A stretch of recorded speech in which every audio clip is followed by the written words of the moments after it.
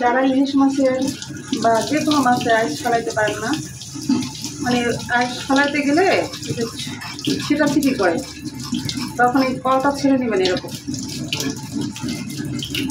কলের পানি পড়তে থাকবে, কলের কাছে ধরে এরকম।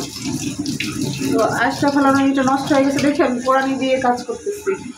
দেখেন কোরানি দিয়ে কাজ করতেছি আর এই যে কলটা ছেড়ে নিচ্ছি।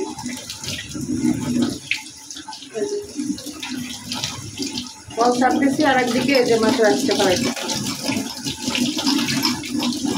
তাহলে এই যে মাছের খোঁজগুলো ছিপবে না, এদিক সেদিক চলে যাবে না।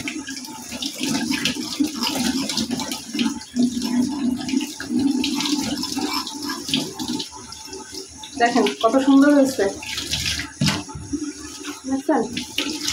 একদম ফ্রেশ, কোনো কিন্তু মাছের খোঁজগুলো এদিক সেদিক ছুটে ছুটে যায় নাই, কিছুই হয়নি। Thank you.